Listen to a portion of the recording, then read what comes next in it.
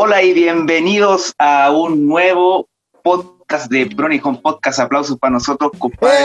Quizás hoy el mejor capítulo que hemos tenido porque tenemos el tremendo tema, pero antes de empezar quiero presentarles a todos los contertulios que están aquí presentes. Tenemos a mi escritor favorito, por supuesto, Carlos Humberto Rosas. Un aplauso para él, por favor. Gracias, Gonzalo. Tenemos aquí también a mi compadre que se le acaba de caer la cámara, pero no se verá. Roberto Castro, un aplauso para él. Bravo, bravo. Y por segunda vez consecutiva tenemos aquí al quinto capítulo de Pronijón. Un aplauso para Julie Sensei. Oye, yo soy Gonzalo Pulgar, así que bacán que estén escuchándonos y gracias a todos nuestros seguidores. Y el tema que vamos a hablar hoy día es sobre literatura japonesa. Sí, efectivamente, Gonzalito. Un saludo cordial a todos nuestros auditores en México. En México, que son las 5 de la tarde. En Argentina, en Colombia, en Perú, en España.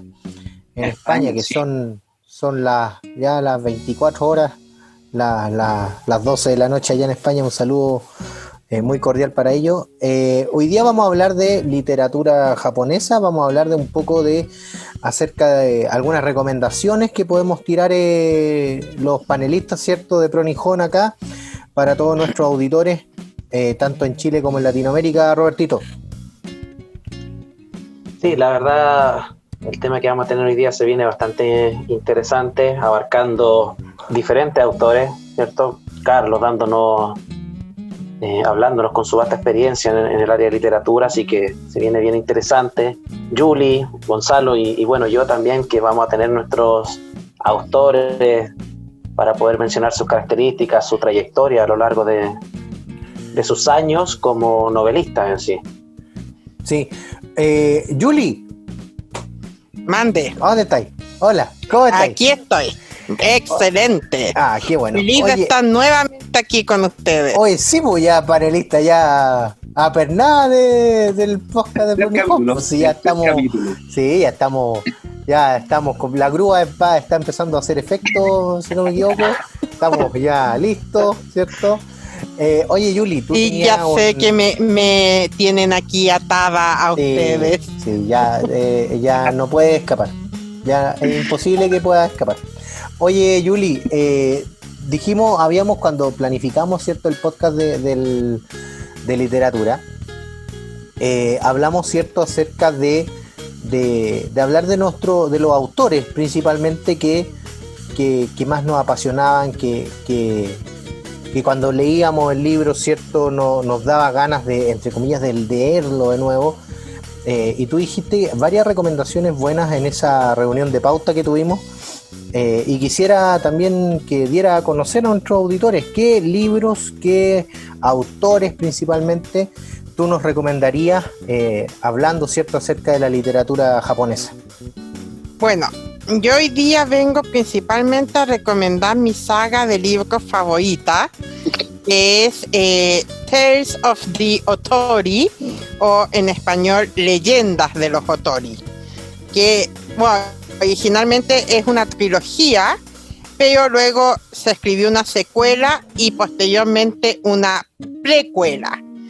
La autora es Gillian Margaret Hanson, también conocida como Gillian Rubinstein, y también conocida como Liane Hearn, que es el nombre con el que escribió estos libros.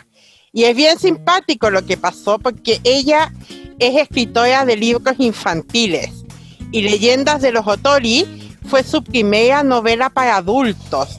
Entonces ella como que tenía miedo que a lo mejor no la iban a aceptar bien, y por eso firmó con este otro nombre. Y años después, cuando bueno, ya vio que Leyendas de los Otori se convirtió en un bestseller, en el éxito que es, recién dijo que en verdad era ella la autora. Mira. Lo interesante de ella es que no es japonesa.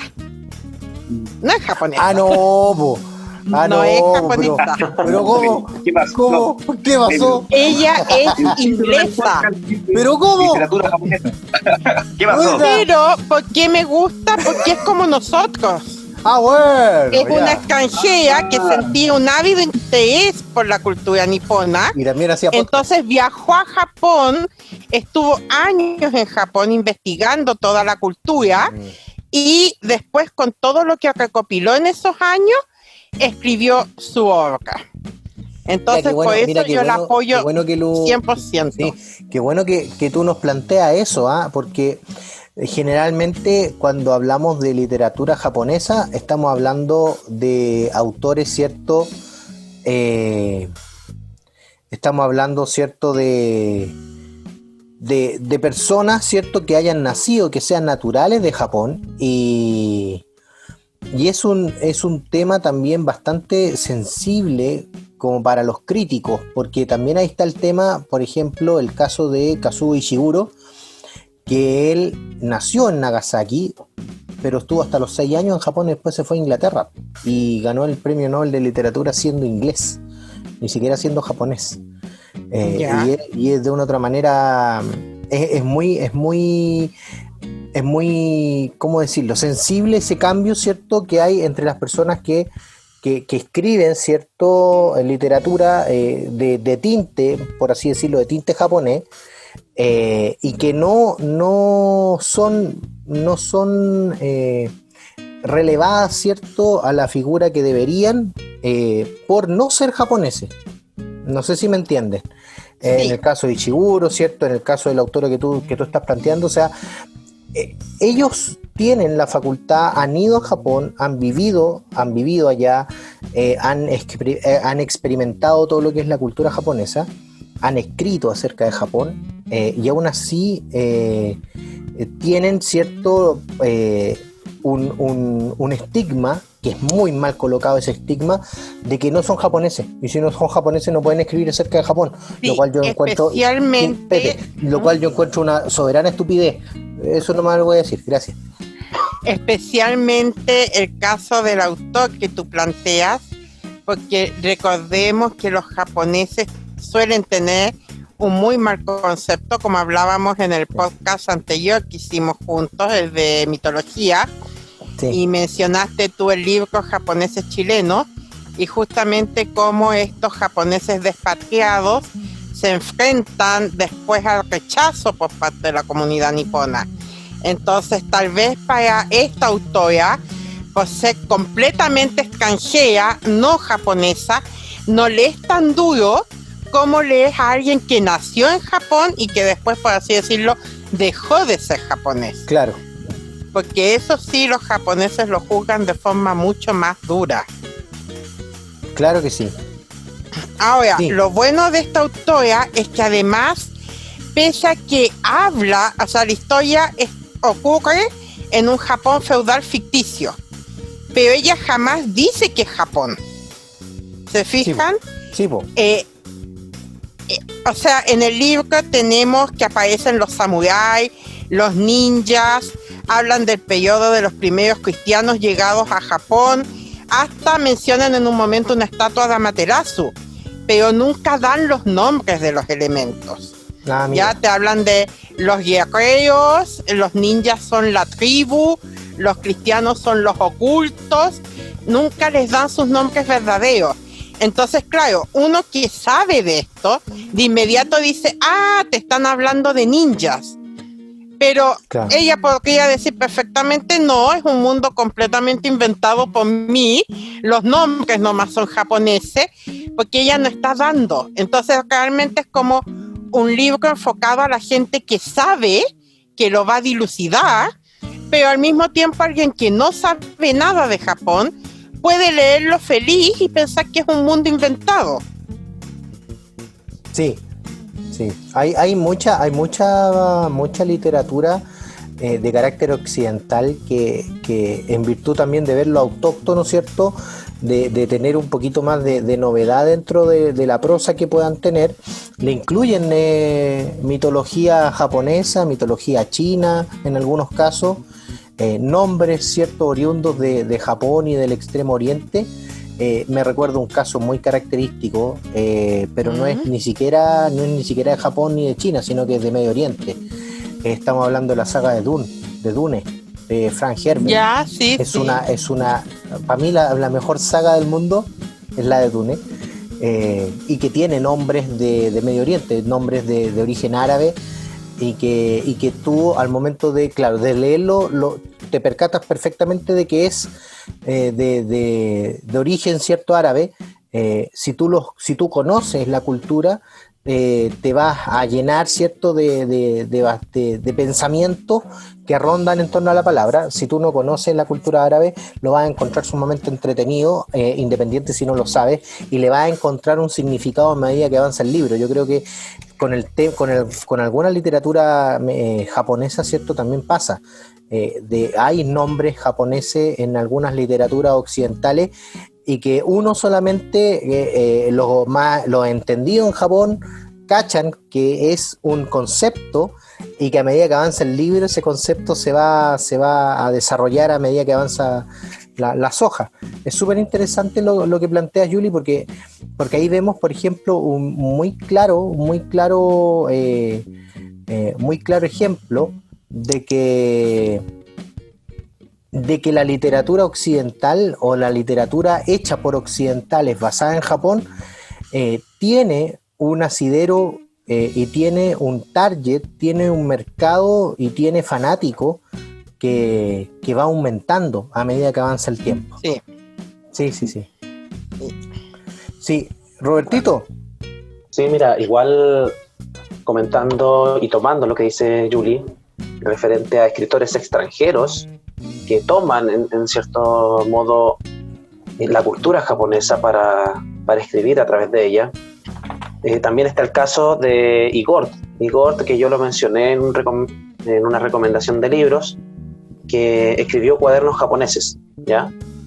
Que en sí narra la historia comentando su vida, que siempre se sintió un japonés en el área de manga, y que al llegar a Japón y poder establecer su camino en el diseño de los mangas, lo trataron como un japonés más. Y claro, él no siendo japonés, sino que es italiano, se tuvo que afrontar a todo lo estricto que es el mundo del manga por el tema de las publicaciones. Creo que ustedes saben, y los auditores, si es que no conocen, el tema de las publicaciones en Japón son muy estrictas. Por eso que un mangaka tiene que contratar gente para que le ayuden en su trabajo, por ejemplo, el rellenar los fondos o marcar las líneas más precisas de los diseños, porque tienen que entregar cada semana cierto volumen, y Sí. para una persona realmente es re complicado. Oye, viejo, sí, es increíble la pega del mangaka. Yo, por ejemplo, viendo, o sea, son iguales que los que hacen libros licitados. Pero tienen que entregar de una semana para otra un capítulo entero. Se retuercen los mangakas buscando ideas nuevas. De ahí viene un poco el tema de que sea un mercado tan competitivo, porque imagínate, en una sobrepoblación japonesa, el nivel de competencia que hay es enorme. El mangaka puede tener una súper buena idea, pero si no la plasma en un papel, está terriblemente jodido.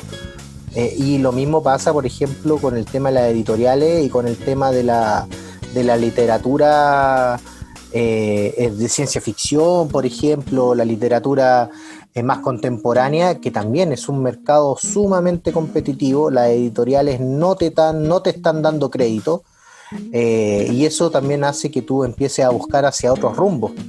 En el caso de la literatura japonesa, por ejemplo, vamos a hablar de unos 7, 8 autores contemporáneos japoneses, pero no solamente hay esos 8, sino que hay cientos de miles de escritores que están buscando su primera oportunidad.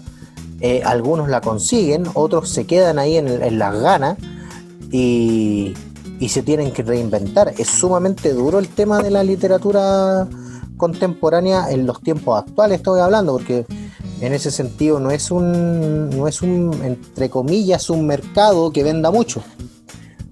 Sí, eso no, Sí. yo no diría que es algo específico de Japón, ¿no? O sea, en todo el mundo estamos llenos de autores pequeños que tratan y tratan de darse a conocer, pero lamentablemente en este tiempo moderno en que los libros están quedando cada vez más de lado, darse a conocer para los autores es cada día más difícil. Oye, Yuli, ¿y tu novela es ¿Saga? Sí, tú también, tu saga de novelas que estás escribiendo, y damos Sí. el dato, ¿cierto?, para todas las editoriales que quieran contratar a esta maravillosa escritora. ¿De qué se trata? ¿Es parte, tiene la temática japonesa? ¿Tiene la temática japonesa, de la mística de Japón? A ver, hay algo de Japón, sin duda. Hay personajes, hay toda una familia dentro de las familias protagónicas de la historia. Una de las familias es japonesa y por supuesto viene con todas las costumbres y la forma de ser de los caballeros feudales y los guerreros japoneses. Oh. ¿Qué? ¿Por qué haces? ¿En serio? ¿En serio? Es que ¿sabéis qué? Tenéis que tener una mente, pero para poder cranearte todo ese tipo de ideas. Primero tenéis que estudiar, porque uno no sabe, por ejemplo, Obvio. La gente obviamente común y corriente piensa que voy a escribir un libro, escribiste un libro, así que bueno, y empezaste a escribirlo de cero. No, pues viejo, tenéis que estudiar. O sea, para poder escribir para poder hacer literatura. Tiene que ser un poquito. ¿Cómo? Que para cualquier libro que uno haga, igual tiene que informarse un poco de lo que está haciendo. Oye, pero No llegar a escribir nomás. claro, po. Es lo mínimo. O sea, hay muchos libros de gente, por ejemplo, que quiere escribir sobre asesinatos y misterios y no han estudiado nada de criminalística. Claro. Es como... Claro. hello, No, pero y después dicen, ¿por qué me va mal? Exacto. Y es como, porque no supiste desarrollar el Exacto. crimen. Bueno, ahí hay un ejemplo concreto. Es un ejemplo concreto. ¿Qué es lo que se habla cuando se habla de correr? De un libro de Murakami, un ensayo en Murakami. Murakami lo escribe como si estuviera corriendo, ¿cierto?, en una plaza. ¿Y qué es lo que se hace? O sea, ¿qué es lo que hago cuando corro? Y es todo un ensayo acerca de por qué uno tiene que correr, la forma de cómo uno corre. Y tú decís, este tipo está loco. No, pues no está loco. Pues sí, en su adolescencia estuvo haciendo atletismo. ¿Cachai? Ya. Todo viene de un bagaje. Entonces, no es una cuestión de la gente común y corriente piensa, no, si hay que escribir novelas, hay que escribir de cero. Viejo, hay que estudiar un montón para poder tener una línea de continuidad, porque lo que más se cuestiona en las críticas de libro es la continuidad que tiene la historia. Sí. Desarrollar los personajes. Exacto. porque Los personajes tienen que ser reales, si no te quedas con una Bella Swan y ¿cómo se llamaba el vampiro? Bueno, no sé, esa cosa. Esa cosa de Crepúsculo, ¿cierto? Ay, Ahí tú tienes la clásica Mary Sue sí. con el personaje estereotipado en el caso del vampiro, ¿cierto? Ahí se nota que no hubo un estudio de personaje, no hubo un intento de hacerlos evolucionar, de hacerlos crecer. Sí. Ya Lo sea mismo que pasa uno tome el camino del héroe, bueno, en realidad casi todas las novelas toman el camino del héroe, es como difícil apartarse de él, ¿cierto? Hasta la Guerra de las Galaxias tiene claramente ahí de Johnny, claro, Sí. pero tiene que haber una evolución. Uno no puede partir con el personaje en la hoja 1 y terminar con el personaje idéntico en la hoja 100. Exacto. Y eso lamentablemente a muchas novelas, a menos que sean esas novelas, no sé, eróticas, como las 50 sombras de Grey, en las que la gente no las lee precisamente por la evolución del personaje. Pero una novela seria tiene que desarrollar sus personajes. Yo no es que quiera hacer publicidad, pero me bajé un software de Campfire Technologies que es excelente porque te permite justamente hacer todas las fichas de personaje. Ellos no me están pagando por decir esto, por si acaso. ¿En serio? Pero podrían. Oye, te pero... permiten hacer todas las fichas de personaje. Oye, pero qué buena. Después te permiten en una página hacer todas las relaciones entre personajes, los árboles genealógicos. ¿En serio? Tienen otra parte para ir haciendo tu línea cronológica y tienen una parte especial para desarrollar tu mundo. Poner qué idiomas hablan, si hay magia, qué tipo de magia hay. No. Viejo, pero esto le hicieron la pega a Tolkien. Oye, un momento, Yuri, un momento. ¿Cómo se llamaba? Que lo estoy anotando. Campfire Technology. Oye, pero esto le hicieron la pega a Tolkien, viejo. J.K. Rowling, es un binario con respecto a este programa. Cero nomás. Oye, cuando yo también debo decir que yo he escrito una saga de novelas, pero yo lo hice todo a pulso, pues viejo, no necesité un programa, pues, o sea, imagínate, o sea, el mundo de Murakami se cae a pedazos por este programa, pues. Sí, pues Murakami aprieta 3 botones y listo, pues. Es excelente. Entonces, pero ahí uno se da cuenta de cuánta pega es, o sea, cuando estás haciendo una ficha de personaje y otra ficha de personaje y otra ficha de personaje y te vas a empezar a vincularlos en la otra página y es como que no te alcanza la página para todos los vínculos y es como terrible. Ya este es enemigo de este, pero este otro es hermano de este y viene este otro y sí, antes de ponerse a escribir tienes que tener un mapa mental o en este caso un mapa escrito enorme, no es llegar y sentarse y escribir como dice Stephen King, pero bueno, Stephen King es Stephen King, él dice no, uno lo que tiene que hacer es sentarse y escribir tantas horas al día y ya, y la verdad es que sí, Stephen King como que escupe los libros, pero también ahí por mucho que yo lo ame, uno empieza a notar que de cierta manera sus libros empiezan a ser como que lo mismo. Como que It es maravilloso, pero si después yo leo The Stand, anda por ahí con la historia y ya uno empieza a notar como los elementos en común. Vale, yo no lo tengo. Igual lo amo. Aquí porque no lo tengo aquí porque en la biblioteca que tengo parece que los dejé en una maleta. Edmund Chandler, si no me equivoco, el apellido del autor. El tipo es un seco, hablo de detective, una novela policíaca, una saga de novelas policíacas, pero es todo lo mismo, así que leí un libro, después leí otro libro, después ya lo dejé de leer, porque en realidad era todo, pero no pasa lo mismo, por ejemplo, y ahí hay un tema sustancial, porque estamos hablando, ¿cierto?, de literatura contemporánea, estamos hablando de la forma en cómo uno puede adentrarse al mundo de la literatura, y yo, o sea, principalmente yo veo en la literatura japonesa un plus completamente distinto y unas características completamente distintas que obviamente que tienen algunos autores occidentales, incluso autores chilenos que pueden hablar muy bien acerca de las características de los personajes, del desarrollo de procesos, ¿cierto? El libro, una continuidad. Pero, por ejemplo, hay un escritor, hay un filósofo y hay un crítico de literatura llamado Donald King que habla acerca de la literatura japonesa como una especie de excepcionalidad con respecto a otros tipos de literaturas nacionales, de literaturas llámese occidentales, en este caso, porque dice, por ejemplo, que la literatura japonesa se tiene en cuenta tanto lo tácito, ¿cierto?, como lo expreso o como lo explícito, por así decirlo. Entonces, al igual que, por ejemplo, la pintura, que tiene espacios vacíos, ¿cierto?, en la pintura japonesa se hace mucho más importante esos espacios vacíos que la delineación, por ejemplo, que se le hace a las montañas o a los árboles.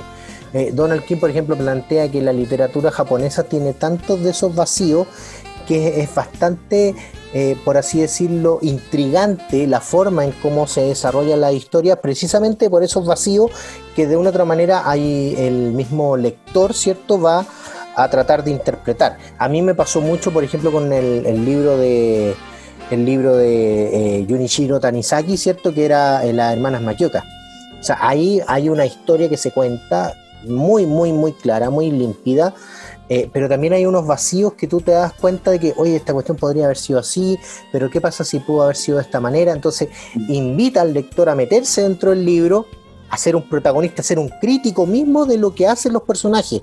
Y yo creo que eso es sumamente importante en la literatura, en este caso japonesa, y también en los autores que, no la palabra imitar puede sonar un poco peyorativa, pero en los autores que imitan la esencia del Japón en sus libros, que también es algo que ellos casi como de manera refleja lo tienen, y que da gusto leerlos, porque de una u otra manera el lector se mete en el libro y es otro como narrador omnisciente, por así decirlo. Sí. Gonzalito. De hecho, eso que dice Carlos me hace mucho sentido con lo que es el haiku en sí, cómo se escribe y lo que representa, porque a fin de cuentas el haiku, claro, una poesía de ¿cuánto era?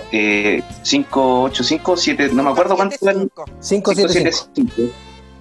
Y a fin de cuentas ese tipo de poesía es como una abstracción de lo que uno está viendo, es como una especie de pintura que uno retrata con palabras. Eso es lo bonito que tiene el haiku. Y como dice Carlos, claro, estos vacíos que se generan también en este tipo de poesía, y uno puede interpretarlo de cierta manera.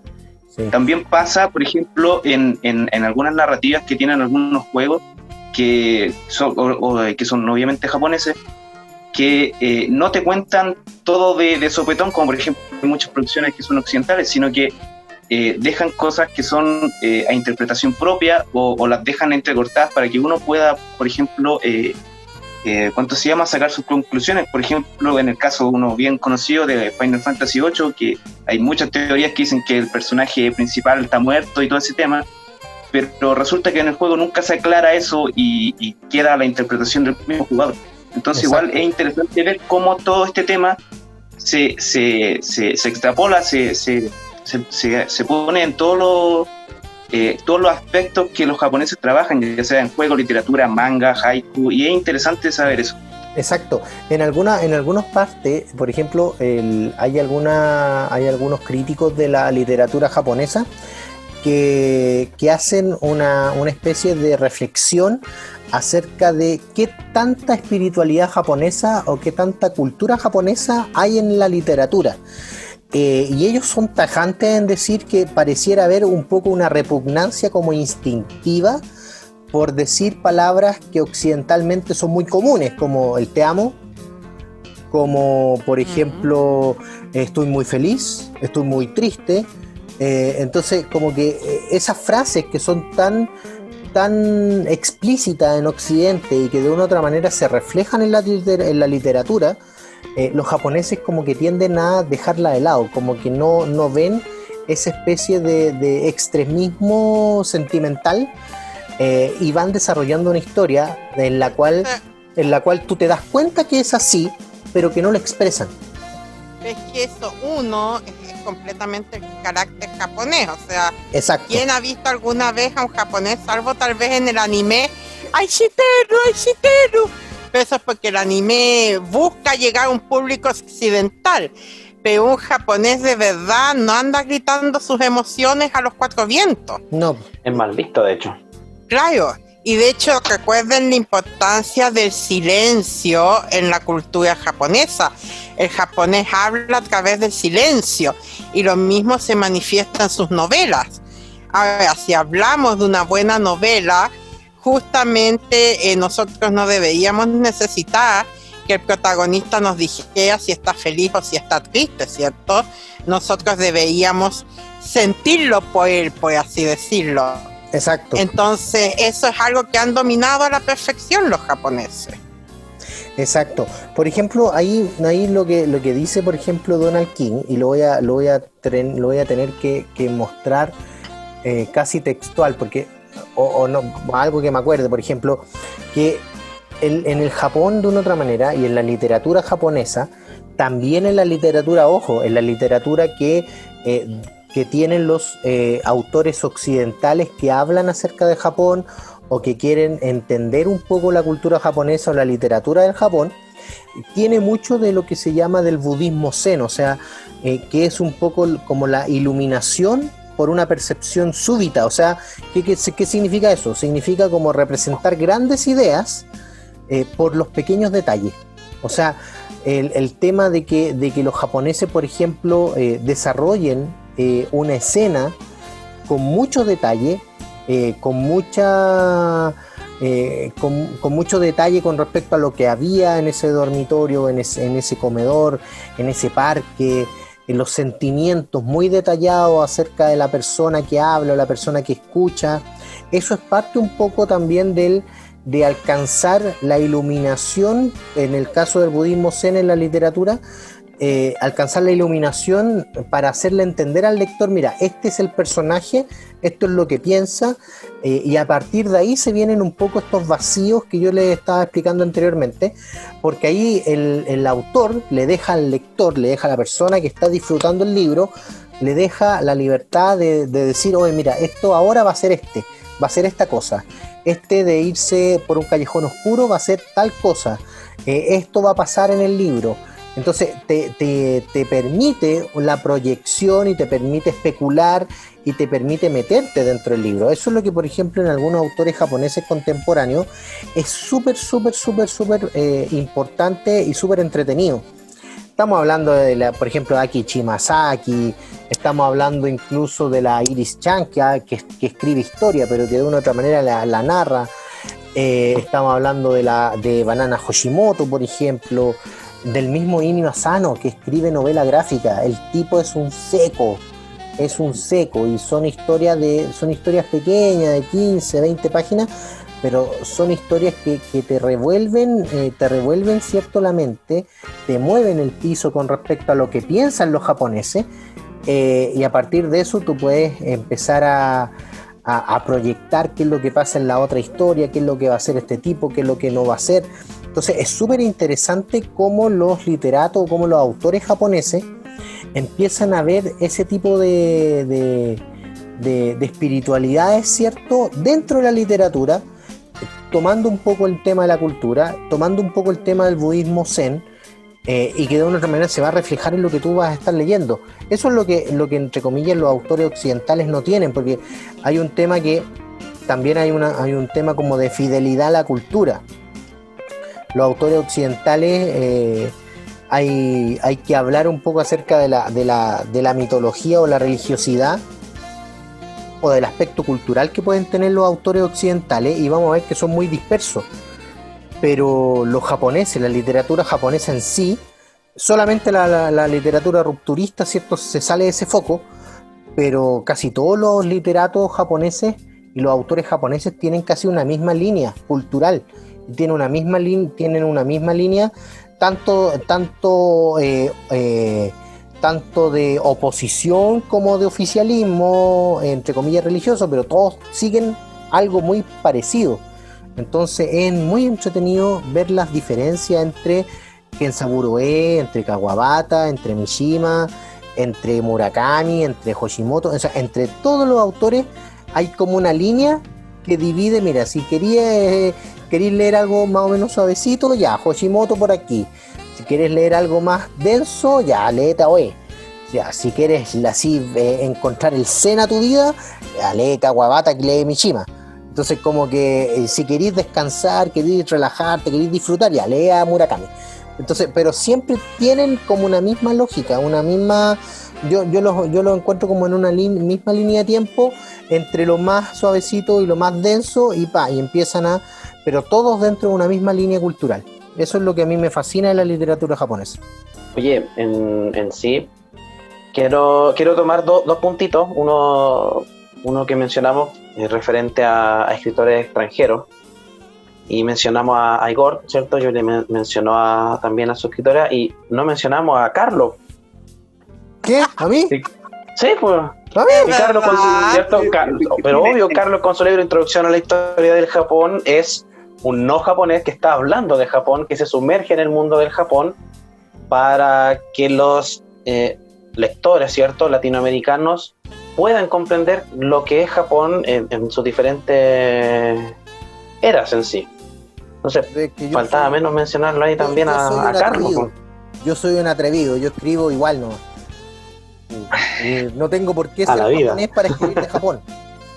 Exacto. O sea, Bueno, es que hagamos, así, listo, chao. hagamos también mención a la profesora Marcela Chandía, También. que ya por 2 o 3 años, no sé cuántos lleva, ganando el concurso internacional de haiku en Japón, con sus haikus en japonés.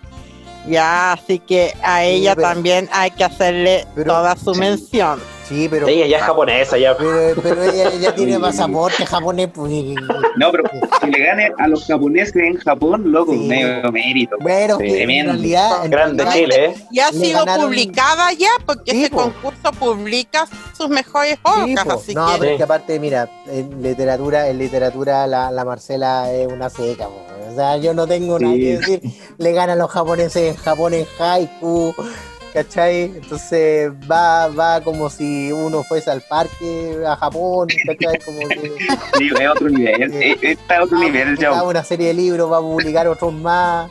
Entonces, ella es una Sí, rockstar, ya lleva po. 2 traducciones publicadas. Sí, Está de lo escrito en mi abanico y no me acuerdo del nombre del otro, lo siento. Pero con. La memoria me falla, estoy muy lenta. 100 poetas, Oye. 100 poemas. 100 poemas, 100 poetas son ¿Verdad? poemas de ¿Verdad? colección de Gura. Colección de Ogura. Y ahora Sí. está a punto de publicar el tercero. Sí. ¿Cuál? Primicia. No, pero lo habían adelantado aquí, ¿te acordáis? Su poco spoiler ahí, Sí. ya. Dale. Edición entero. Oye, antes de continuar, ¿qué les parece si hacemos una pausa y volvemos? Hacemos una pausa con Bonyari, supongo. Así supuesto. es. Aiko, una chica de granja, busca hacer realidad su más preciado sueño, convertirse en la bruja más grande que el mundo haya conocido. Únete a esta aventura para descubrir mucho más sobre este maravilloso mundo e historia lleno de magia y misterio. Bonyari Manga. Todas las semanas una nueva página para disfrutar. Síguelos en sus redes sociales, bonyari.oficial en Instagram y en su página web, bonyari.cl. ¿Y tú? ¿Estás listo para la aventura?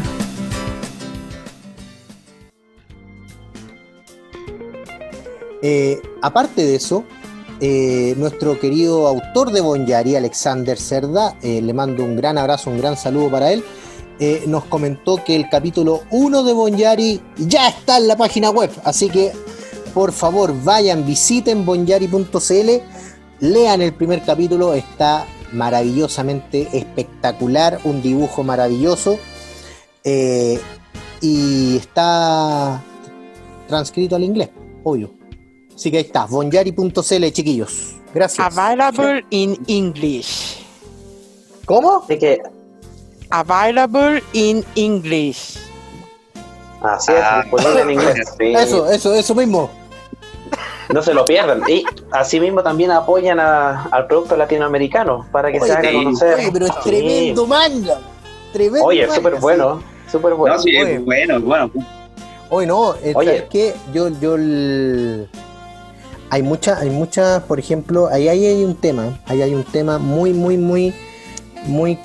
importante que toca tanto yo creo que al grupo etario, más que la nacionalidad. Yo creo que es la perseverancia, viejo. Es una perseverancia. Los grandes autores muchas veces fracasaron, muchas veces se les cerraron puertas.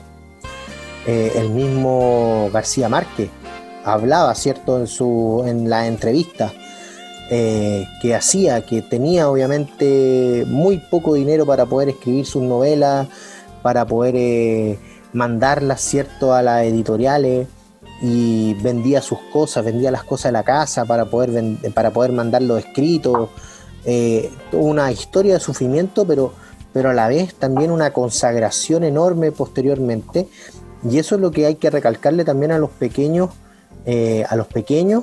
escritores, a los grandes escritores, a los escritores que recién están comenzando en adentrarse en este mundo del conocimiento, que perseveren, que vayan hasta el final, y así como Bonyari, que hayan también otras instancias de literatura, de novela gráfica, de manga en Latinoamérica. Yo creo que eso es fundamental.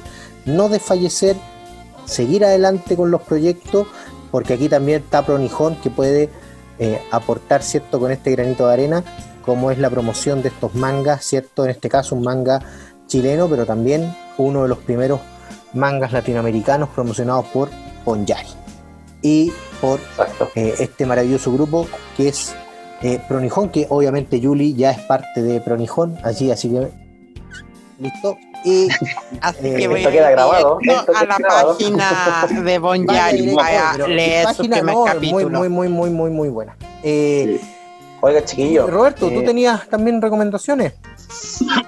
Sí, mira, igual retomando un poco este tema, la otra recomendación la vamos a hacer al final, en las recomendaciones finales, pero retomando el tema de la literatura, yo quisiera hablar un poquito de Japón y el machismo que existe en Japón, ¿ya? Y esto lo relaciono a la escritora Hiromi Kawakami, que yo la mencioné también anteriormente, una mujer muy famosa en el área de las novelas en Japón, que para la perspectiva de uno, ¿cierto?, el cómo se vive el machismo todavía en Japón, que sea tan famosa y tan conocida es súper importante. Si bien también hay otras, ¿cierto?, la mangaka de Sailor Moon, por ejemplo, pero en este tema de escritura directamente, Hiromi Kawakami marca un hito impresionante. O sea, sus libros, ¿cierto?, cuando ella comenzó lanzando su primer libro en el 1994, Kamisama, que significa Dios, fue el primer paso para que esta escritora se abriera, ¿cierto?, su camino en el tema de la literatura. Y a pesar de los diferentes obstáculos que se pueden afrontar y todo, el cariño que ella obtuvo la llevó a ganar muchísimos premios, muchísimos, que el más reciente fue en el 2014, que se ganó el premio de ficción extranjera independiente por Strange Weather en Tokio, ¿ya? También ha tenido premios anteriores como el premio Akutagawa, el de literatura de Itose, y también premio Mujeres Escritoras de Oboreru, entre otros más. Y de qué otra manera podemos destacar también su trayectoria, es que sus libros han sido traducidos a diferentes idiomas. Han sido traducidos al inglés, al español, ¿cierto?, a la lengua castellana, al francés, alemán e incluso al italiano. Su traducción al italiano es Los Dulces Años, que también está en español y también está en inglés y obviamente en japonés. Yo les recomiendo que si quieren tener una lectura suave, ¿cierto?, pero que igual te va a sumergir en un mundo bien interesante, busquen sus libros. Pueden buscarlos ya sea en japonés, inglés, español, etcétera, y se van a descubrir un mundo bien interesante. Así que quería dar mi acotación sobre ella, de Hiromi Kawakami, que en 1994 ingresó al mundo de las novelas y hasta el día de hoy sigue presente. Qué buena. Oye, hablando también un poquito acerca de la literatura contemporánea, también estamos hablando del siglo XX japonés y parte del siglo XXI. Hay que tomar en cuenta una cosa, que lo que llamamos literatura contemporánea de Japón se divide en varios temas, en varios asuntos, varios subgéneros, por así decirlo. Por ejemplo, estamos hablando de, no sé, las consecuencias de la restauración Meiji, toda aparte de la historia. Los literatos, de una u otra manera, también son parte, ¿cierto?, de la historia de la nación, y a partir de eso, ¿cierto?, van renovándose los estilos literarios. Por ejemplo, cuando hablamos de restauración Meiji o de las consecuencias, está Yunosuke Akutagawa, por ejemplo, o por ejemplo Natsume Soseki, cuando habla acerca del reemplazo del lenguaje tradicional, porque antes se escribía en un lenguaje tradicional que era sumamente complicado para los japoneses que no sabían ni leer ni escribir o eran analfabetos, ¿cierto?, relativos. Tenían que aprenderse el japonés más bien casi de salón, ¿cierto? Un lenguaje tradicional, y Natsume Soseki también cambia esa forma de ver la literatura y la transforma de un lenguaje tradicional a un lenguaje coloquial, y en ese sentido ya todos los japoneses que podían por lo menos leer hiragana, katakana, ¿cierto? Podían de una u otra manera leer, ¿cierto?, las novelas de estos autores. También está el tema del kokutai, del expansionismo japonés, y una especie de oposición al mismo kokutai. Hay que recabar y hay que tomar en cuenta que Japón ha tenido prácticamente la misma política internacional que en el resto de los países, entonces siempre van a haber literatura de carácter, por ejemplo, anarquista, de carácter socialista. Hay un ejemplo muy concreto que se llama Kamikosen el pesquero, del autor de Kobayashi Tajiki, que es un libro de carácter, ¿cierto?, marxista, y que lo escribe, oye, pero es espectacular el libro, de hecho de hecho voy a recomendarlo.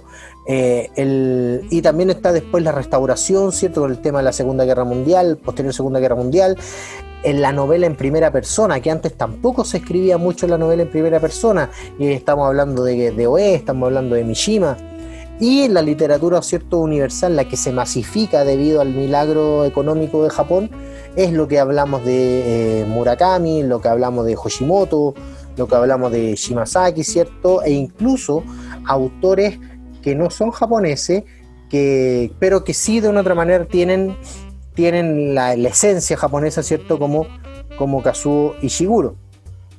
Y obviamente hay una nueva forma de ver literatura, que es la literatura del Keitai Culture, que es la cultura del smartphone, ¿cierto?, de los celulares, y ahí hay dos personajes muy, muy, muy característicos, que es Mogi, por ejemplo, e Inio Asano, que la rompen en este sentido de la literatura gráfica japonesa. Yo voy a hablar un poquito acerca de Murakami, una cosita muy pequeña. Murakami nunca va a ganar el Nobel, eso es lo que quería decir. Después de eso ya no quiero decir más. Pero, ¿por qué voy a hablar de Murakami? Porque Murakami ha roto una de mis barreras, ¿cierto?, literarias. Y quiero así hacer una confesión acá y aquí y ahora. Yo todo libro que leo, no lo vuelvo a leer nunca más. Lo leo ¿Cómo una sola puedes vez. hacer eso? Lo leo una sola vez. El único autor que me ha hecho romper eso es Murakami. Y el único que me ha hecho romper eso es Murakami con 2 libros. Cáchense, más encima 2 libros. Cacha, 2 libros. 2 libros. Kafka en la orilla, que es para mí una obra maestra, es pedazo de libro. Y 1984, Ichikyu, ¿cierto?, Hashiyo de Murakami, que son 3 tomos.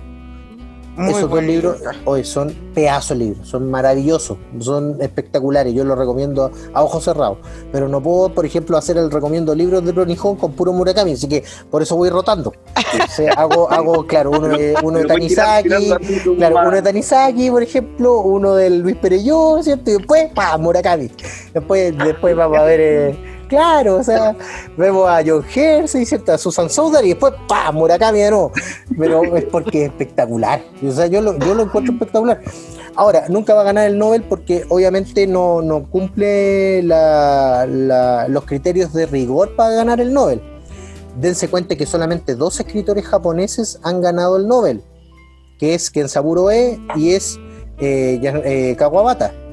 E incluso Yukio Mishima estaba tan seguro, y esto es casi como una copucha así de farándula, casi como la prensa amarilla, o la prensa rosa, mejor dicho, estaba tan seguro de haber ganado el Nobel, o de ganar el Nobel en el 68, que hizo una fiesta en un hotel, porque justo iban a decir el ganador del Nobel y todo, y cuando se enteró que no había ganado el Nobel, sino que lo había ganado Kawabata, hizo la fiesta igual en honor a Kawabata.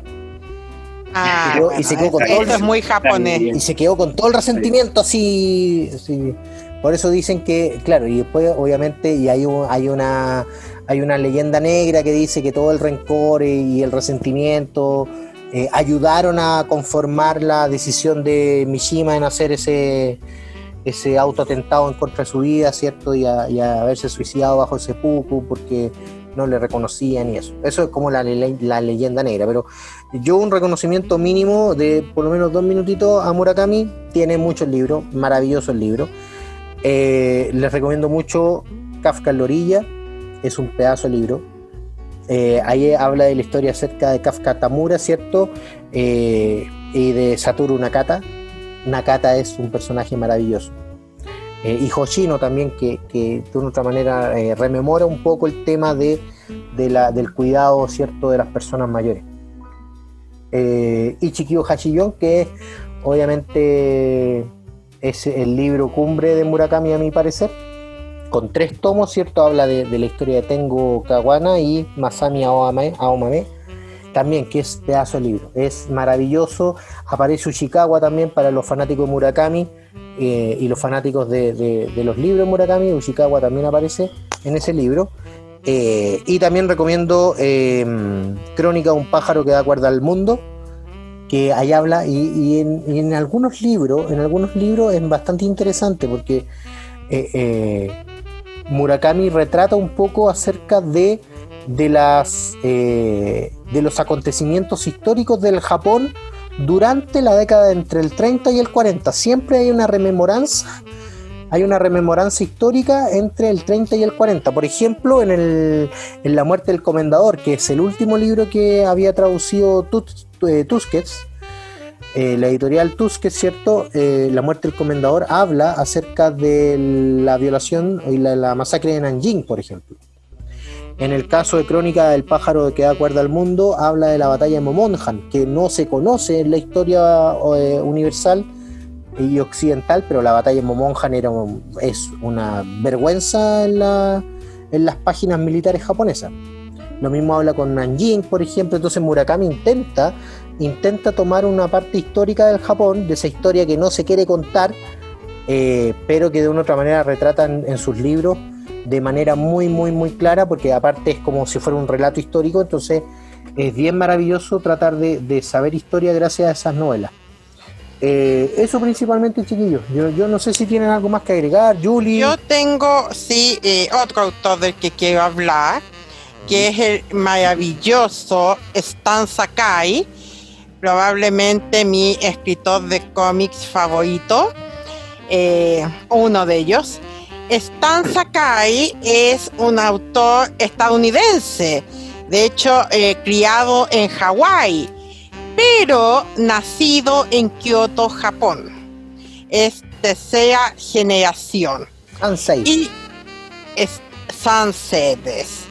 Y Stan Sakai dibuja el maravilloso cómic, que si no lo han leído lo deberían leer, Usagi Yojimbo, que significa conejo guardaespaldas. Y esta es la historia de un conejo llamado Miyamoto Usagi, o si cambiamos el nombre al occidental, Usagi Miyamoto, que es un ronin, es decir, un samurái que ha perdido a su señor y ahora vaga por el mundo con diversas aventuras. Tiene su mejor amigo, que es Genosuke Murasaki, un rinoceronte que es un cazarrecompensas. Hay también unos gatos ninja. Hay un Lord, que es el único humano en toda la historia y que es el gran villano. La historia. ¿Por qué el ser humano siempre es el villano? Porque el ser humano es el villano. Yo pondría al rinoceronte como guardaespaldas. No.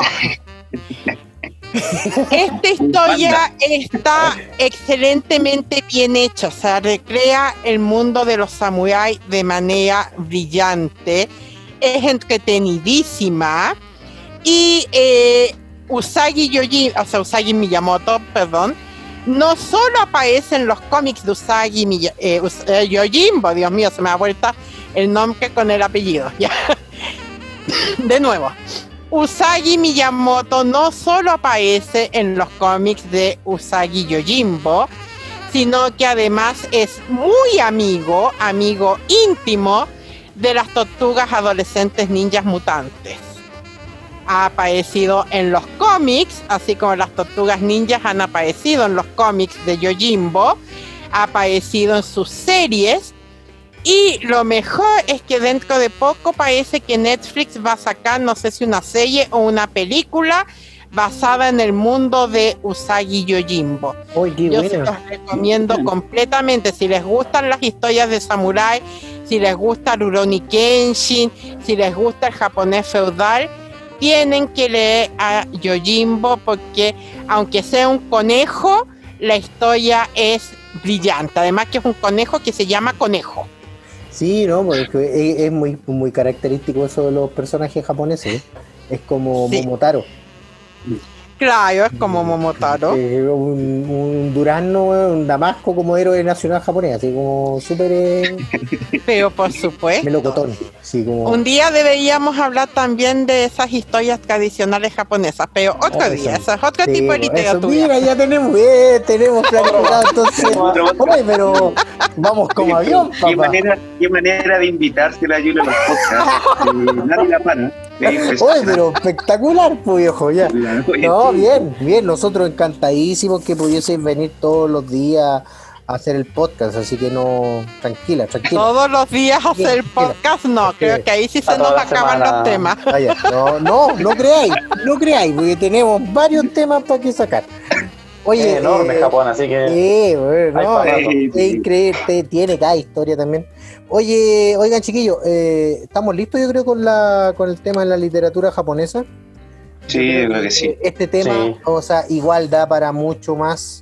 Esto es solamente la punta del iceberg de lo que una pincelada.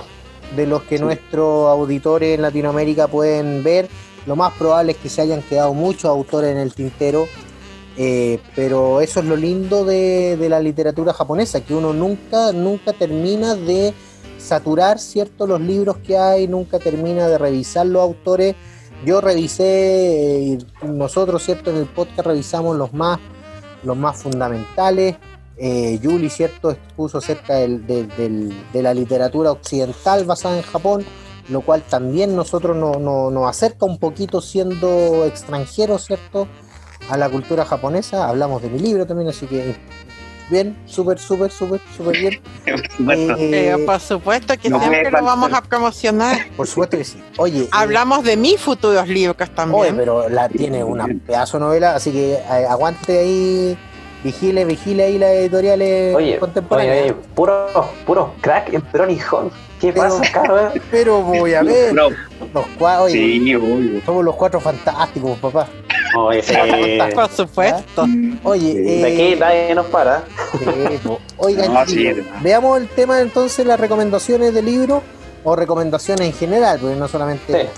vamos a Sí, recomendar sí. libros, vamos a recomendar otro Oye, tipo de cositas. Redoble de tambores primero, ¿no? Oye, A ver, voy, espérate. El recomiendo libro, ¿cierto? Es auspiciado por. Ahí está. Es auspiciado por Bonyari. Esta es la historia de Aiko, una chica de granja que busca convertirse en la más grande bruja a pesar de su humilde condición.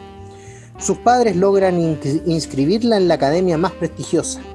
En su último día antes de partir a esta academia, ¿con qué se encontrará Aiko en su último día en la granja? ¿Qué le deparará el destino en una academia para la cual no está preparada? ¿Cómo la tratarán sus compañeros? Esto es Bonyari, el manga promocionado por Pronijón. Encuentra estas respuestas en bonyari.oficial en Instagram y bonyari.cl with English Translation. Recordemos también que el autor de Bonyari, Alexander Cerda, ¿cierto?, junto con su equipo de Bonyari, Jonathan Aviv, ¿cierto?, y Guayaquil, nos dijeron ya que el primer capítulo estaba en la página web. Así que bonyari.cl, revisen el primer capítulo, está muy bueno para todos nuestros amigos de Latinoamérica. Chiquillos, esto es el recomiendo de Pronijón. Comencemos. No sé quién tiene recomendaciones. ¿Quién tiene recomendaciones? ¿Quién da más? Yuli. yo. O Gonzalito.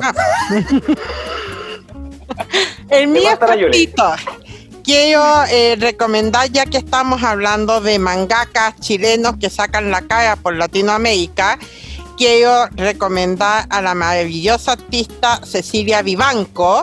No solo es ilustradora acá de libros para niños, educativos y de cuentos, pero también trabaja en sus propios mangas y ya ha publicado un par de mangas.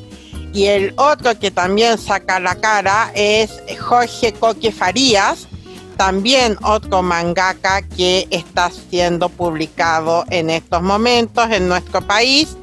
Así que no dejen de buscarlos. De hecho, el DeviantArt de la Ceci Vivanco es una maravilla porque las ilustraciones de ella son de otro planeta. Así que búsquela en DeviantArt, en Instagram, donde la quiera buscar, pero no deje de ir ahí a darle su like porque ella se lo merece. Y también, como les digo, Jorge Coque Farías, otro tremendo autorazo que está dando la cara por el manga desde Chile. Oye, pero pedazos de artista, Yuli, te mandaste, ¿ah? Sí, pedazos de artistas que tengo el honor de conocer y por eso puedo recomendar muy cercanamente. Muy bien, muy bien, Qué buena. Oye, pedazo de recomendaciones nos tiraste, Yuli, y yo creo que voy a quedar callado yo ya.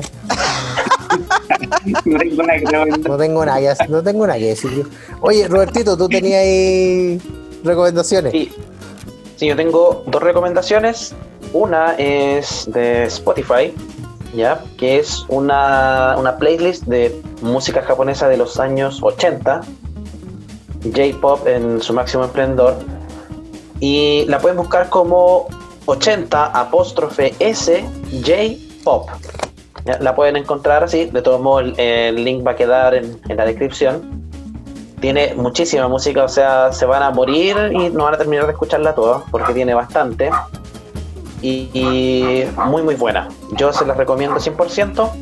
Y la otra recomendación que tengo es un programa de la comunidad japonesa que habla de la antesala de la Segunda Guerra Mundial. Bueno, esto ya comenzó, ¿cierto? El 10 de septiembre. Este 17 viene la segunda etapa de la charla, donde va a estar presente Carlos Humberto Rosa.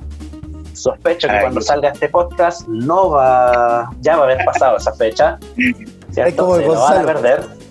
Claro. ¿Estás recomendando algo que ya pasó? No. Pero el 24 de septiembre viene la última fecha y van a haber dos expositores, que va a ser Ana Sueyoshi y Sergio Hernández Galindo. Sueyoshi es de la Universidad de Utsunomiya de Japón y Sergio Hernández Galindo es Dirección de Estudios Históricos del INA. Oye, es espectacular. Oye, Sergio Hernández Galindo es lo más maravilloso, es mi copiloto historiográfico en Japón. No, es maravilloso. Tiene un libro que yo lo tengo justo aquí, mira, lo voy a ver. La guerra contra los japoneses en México, viejo. ¡Oh, qué pedazo de libro! Es muy bueno porque te habla acerca de la guerra mundial en Japón y cómo los países latinoamericanos, en este caso México, ¿cierto?, se enfrenta a la Segunda Guerra Mundial. México siempre ha tenido una importancia infravalorada. Siempre no toman en cuenta México para la Primera Guerra Mundial y para la Segunda Guerra Mundial, pero tiene para mí una importancia sumamente estratégica en el desarrollo de los acontecimientos y que debería ser un poco más estudiado y que Sergio Hernández Galindo lo ve de manera espectacular en ese libro. Yo el primer libro que me compré acerca de la Segunda Guerra Mundial y Japón en Latinoamérica es de Sergio Hernández Galindo. Es espectacular el libro. Oye, mira, y referente a Sergio Hernández Galindo, en esta ocasión va a hablar de las comunidades de inmigrantes japoneses entre el Tenno y la vigilancia continental norteamericana. Ese va a ser su presentación. Y de Ana Sueyoshi, ella va a hablar de las actitudes hacia los inmigrantes en la prensa de Perú antes de la guerra. Así que yo creo que se viene muy muy bueno el 24 de septiembre a las 11 horas de México. Así que ahí a las para 11 horas de México, 1 de la tarde, hora chilena. Así que no se la Una pueden de la tarde, perder. hora chilena, sí. Y el día jueves va a haber un tipo que en realidad el tipo es un plomo, viejo, ¿no? Mira, yo lo voy a ir a ver porque me cae bien nomás, porque se llama de la Segunda Guerra Mundial, Japón y Chile, el rol del Departamento 50 en las relaciones chileno-japonesas del 41 al 45. Eso es lo... Oye, no, pero mira, claro, Carlos va a estar en este proceso de exposiciones a nombre de la Pontificia Universidad Católica de Chile, el Instituto Cultural Chileno-Japonés y, bueno, claramente también como Pronijón, aunque Pronijón ya es más nuevecito, por eso no se menciona, pero está presente. No lo mencioné tanto porque ya va a haber pasado la fecha. Sí, ya pasó, y no, ya. ya, y entonces no le den importancia a Carlos porque no lo van a escuchar, sino que presten atención a Ana Sue Mira, y Sergio si Hernández Galindo. con suerte me aguantan escucharme a mí ahora. Imagínate escucharme una hora en el seminario. Oye, pero yo, para terminar mis recomendaciones, esto no es una recomendación, sino que un agradecimiento a todas las personas que estuvieron en la charla de Carlos. La charla estuvo muy buena, la verdad, muy, muy interesante. Se vienen más charlas igual de buenas y mejores, porque su interés en estas charlas, ¿cierto? Su interés en Pronijón también, nos ayuda a nosotros como grupo a querer crecer más y poder entregarles mucho más contenido a ustedes. Así que es un agradecimiento para todos nuestros seguidores, que no se pierdan las charlas y todo el contenido y las nuevas sorpresas que se vienen también por parte de Pronijón. Así que estén ahí 100% atentos y reitero el agradecimiento a todos los seguidores. Eso quería acotar. Grandes nuestros seguidores. Muchas gracias, Robertito. Vos me quitaste grande. todas las palabras, me quitaste, yo no tengo ni cuál recomendación. Así que, Gonzalito, Lo mismo, güey. Es la cresta, Roberto, güey. Roberto, sabes que no, así no se puede, viejo, no. No, Bueno, no, hasta acá llega el podcast, muchas gracias. grabemos de nuevo, no se puede decir. Oye, Gonzalito, ¿tú tenés recomendaciones? Sí, pero una bien cortita porque, mira, primero que nada, una recomendación y son 2 anuncios que quiero hacer. Así, pero mira, quiero recomendar el manga de Takehiko Inoue, que se llama Vagabond. No quiero explayarme mucho del manga, pero retrata la historia de Miyamoto Musashi, su inicio y todas sus peleas en las calles de Japón feudal, y la verdad es una maravilla, sobre todo por el dibujo que este tipo realiza. A mí me encanta demasiado, así que recomendado 100%. Y uno de los anuncios es que yo creo que me voy a explayar más para este manga cuando haya un podcast de manga, que yo creo que eso nos va a venir por ahí por noviembre, quizás ahí me he puesto un poquito en eso. Yo creo que noviembre es la fecha. y el otro anuncio que quiero hacer es que cuando salga este podcast, obviamente, ya va a estar disponible la lista de reproducción de Pronijón en Spotify con todas las recomendaciones que hemos hecho sobre opening de anime, sobre música. Van a estar ahí, así que pueden escucharla y puedan acercarse un poco más a lo que nosotros escuchamos y recomendamos, para que estén ahí atentos y disfruten de la misma música que nosotros. Excelente. Oye, qué maravillosa noticia, viejo. Qué bacán. Por supuesto. Oye, ya, yo tengo recomendaciones igual. Pese a que Roberto me las quitó todas. Mira, yo tengo una recomendación acerca de un webinar que, no sé, aquí dato aparte, no sé por qué le pusieron un webinar. Yo dije un webinar y yo esbozo una sonrisa. Se imagina otra cosa. Claro, esbozo una sonrisa, pero bueno, hay un webinar ya que es de diálogos de ALADA. ALADA es la Asociación Latinoamericana de Estudios de Asia y África. ALADA es ALADA Internacional, tiene sede en Perú, Brasil, Cuba, Colombia, Ecuador, Chile, México y Argentina. Y junto al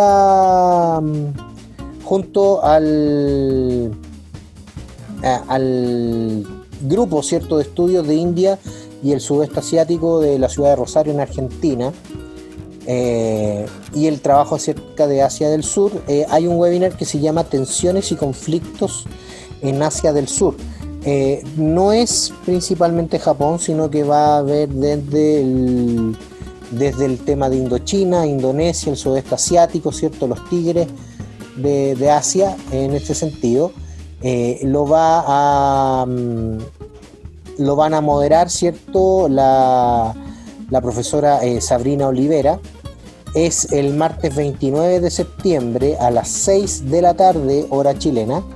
Ya a las 6 de la tarde, hora chilena, va a haber una inscripción con un enlace que en la parte del Spotify, ¿cierto? Y en YouTube también, ahí Gonzalito les va a dar el link de la participación. Es un webinar que habla acerca de las tensiones del sudeste asiático, los desafíos que tiene a partir del tema del coronavirus, ¿cierto? Y el tema también de la pobreza y la desigualdad que hay en aquellos países. Y es sumamente interesante porque va a hablar de temas que generalmente no se ven y no se conocen mucho en Latinoamérica. Así que es sumamente interesante que podamos tener, ¿cierto?, un bagaje cultural con respecto a eso. La otra recomendación es, obviamente, ya ustedes lo saben, ¿cierto? Vamos en el capítulo 11 de Decadence. Oye, ¿les puedo decir algo? Yo... Sí, Nila, no. Oye, que está tremendo. Sí, oye, sé que yo voy a hacer yo en realidad voy a hacer un mea culpa. Yo he visto Decadence y yo he llorado con Decadence. O sea, no soy tan serio de una otra manera. Oye, he visto el anime, es espectacular. El capítulo 11, ¿sabes qué? Se me llenaron de lágrimas casi los 10 últimos minutos del capítulo. Tiene un clímax espectacular. Hay un antagonista que tú no sabes cómo destruir, porque en realidad no se sabe si es que se puede destruir, porque el sistema mismo. Entonces es sumamente complejo el anime, es sumamente entretenido, no deja cabo suelto. Eso es lo que es más importante, no deja cabo suelto. Yo se los recomiendo, pero a ojos cerrados. Decadence es espectacular.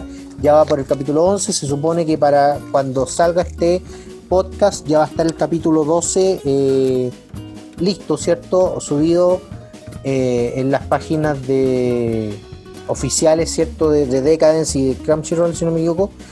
Y eso, o sea, véanla porque es espectacular. Y la otra recomendación que hago es también que está en el capítulo 10, Apare Ratman, también. O sea, yo creo que estas dos series salvaron el verano japonés. No, pero espectacular, viejo, espectacular, no hay por dónde. Aparte que tenemos que hablar acerca de eso. Hay un paradigma que se está rompiendo, y se está rompiendo en Japón desde hace ya por lo menos un año, 2 años atrás, que es el paradigma de los animes basados en manga en contra de los animes originales. Los animes originales tienen una frescura sumamente, o sea, obviamente mayor que los animes basados en manga, precisamente porque no tienen un bagaje de un manga, de una película o de un videojuego, sino que son hechos de carácter como modo individual original. Entonces el efecto sorpresa que tienen esos animes, unido, ¿cierto?, al bajo presupuesto, puede traer graves consecuencias, como también dulces ciertos sentimientos con respecto a esos animes. Decadence y Apare Ratman, que son 2 animes originales, se llevan todas las flores de la temporada, por decirlo, japonesa. Guidiate obviamente ya se enterró, ya lo dejé ver el capítulo 5 en adelante, ya no lo vi más, es muy malo, pero el resto no, es maravilloso. Vean, sigan estas dos. Disculpa, dígame. Yo tengo algo que me acordé ahora que hablaste justamente de animes originales, que hay un anime que yo amo con toda el alma, que es Meine Liebe. No sé si lo han visto, si lo han escuchado. ¿Ya? Meine Liebe ya tiene sus buenos años, creo que es de principios del 2000. Lo interesante de este anime es que justamente no se basa en un manga. Se puede decir que partió como un videojuego, pero uno de estos videojuegos tontitos de citas en que hay una niña y tiene distintos pretendientes, ¿cierto? Estos típicos que les gustan tanto a los japoneses. Pero esos Sin juegos embargo, no son tontitos. Bueno. Esos juegos son lindos. Para Bueno, gente que ya. gusta ese tipo de citas. Bueno, ya, un jueguito kawaii de citas, Eso. pero el anime no va para nada por esa línea. Es un anime basado en un país ficticio, pero que es algo así como Alemania, no sé, y tiene intriga política, sucede en un internado, pero donde se están preparando los que van a ser los futuros dirigentes del país. Es interesantísimo. Después tiene una segunda parte que es Meine Liebe Wieder, que a mi parecer no es tan buena, segundas partes nunca fueron buenas, pero el anime original, Meine Liebe, es brillante. Así que recordando lo que habla siempre Carlos, de estos anime que no se basan en un manga, ese anime es estupendo y está lejos. Yo creo que mi segundo o tercer anime favorito de la vida, así que también aprovecho para recomendarlo. Además que el opening, Shirushi, es maravilloso, o sea, la banda sonora es una cosa increíble. Qué buena. Oye, qué buena. Oye, qué buenas recomendaciones. Especialmente la que decía Yuli de este anime original. Tenemos que hablar también de anime originales en el podcast. Es que hay varios temas que tenemos que ver en la reunión de pauta. Sí. Y oye, hay que ordenarlo y sí, ver ahí oye, pero es van a ser espectaculares. Sí, Para oye, todos. es que tiene que venirse una nueva parte de anime, Sí, porque pues. ya está pendiente hace ratito, así que Sí, pues Sí, para todos claro. nuestros auditores de Latinoamérica Sí. vamos a tener más novedades con respecto a eso. Chiquillos, Oigan, estamos... damos un segundito antes ¿Ya? que despidamos, y es porque no lo hemos mencionado hace rato, a pesar de que delante salió a la luz, y es que no se olviden de comprar el libro de Carlos, Introducción a la Historia del Japón, una mirada desde el fin del mundo. Es buenísimo, lo vuelvo a mencionar porque ya había pasado tiempo que no lo mencionábamos en los podcasts. Cuentan los rumores que ha ido bastante bien, así que lo dejo ahí nomás, pero Quedan pocas no unidades. se lo pierdan, sí. Esto Yo- viene de fuente cercana. Esto Yo viene de fuente cercana. tranquilito, yo tranquilito. No voy a decir quién fue, Yo no pero fío. sí, Yo no fío. Yo Pero voy a sí, decir de que verdad le ha ido prometí bien. tener novedades en este podcast. ¡No! Y la novedad es que Corte. todavía no tengo en mis manos mi copia del libro de Carlos Humberto Rosa. Oye, el Pero, drama, Roberto, pero esto ¿cómo? está como una teleserie. Oye, pero mira, yo les voy a contar lo que pasó. Voy a llorar. No, pero mira, yo les voy a contar lo que pasó. Mira, se supone que yo esta semana, la semana pasada, fui a dejar mi auto a mantención, ¿ya? Porque mi auto es viejito, entonces tiene mantenciones todos los años y se cayó el sistema y no me lo devolvieron hasta ayer. Ah, Entonces yo en toda la semana no pude ir donde la Yuli a dejarle el libro porque yo le dije a la Yuli, te voy a dejar el libro personalmente. A mi casa cerca del Monte Fuji. Ese, Sí, casa está se grabado. Uy, ¿cierto? Voy a ir con traje especial del calor para que no me queme, ¿cierto? Así todas las deidades, güey, y toda la lava, ¿cierto? El Monte Fuji para que no me quemen. Y voy a ir y voy a dejarte el libro y eso. Y no pude, pues si no tenía auto. Entonces ahora que tengo auto... Te voy a doy hacer mi tiempo 24 horas para entregarme el libro. Sí, 24 eso. horas.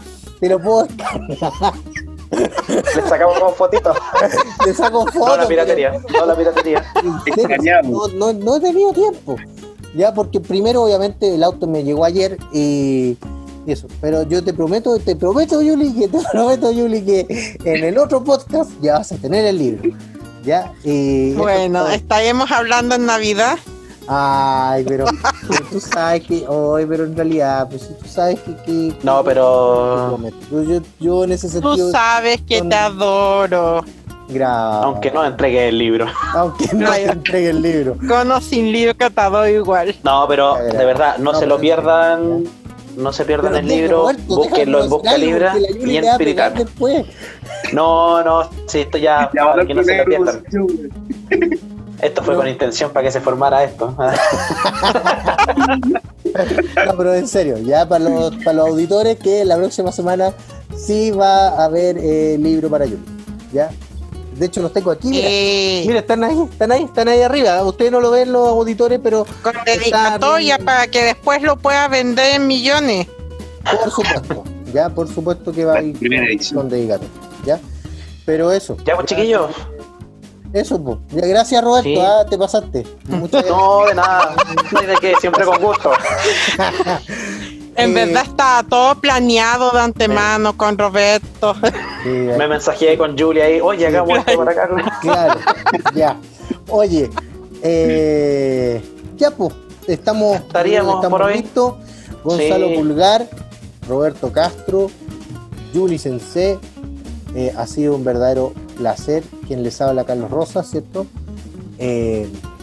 Damos por terminado este podcast, ¿cierto? Que habla de la literatura japonesa y la literatura obviamente con tinte japonés, ¿ya? Espero que les haya gustado. Esto lo hacemos con amor, lo hacemos con cariño, con cocoro, así que ya muchas gracias por escucharnos. No sé si tienen algo más que agregar, chiquillos. Muchas No, gracias no. por tenerme aquí, chicos. Los amo, los supuesto. quiero, los adoro. Y besitos para todos nuestros seguidores. Por supuesto. Nos vemos, chiquillos. Que estén muy Un bien. abrazo a todos nuestros seguidores. Chao, Bye, chiquillos. bye. Chao, chao, cuídense. Chao, Chao, bye, chao. bye.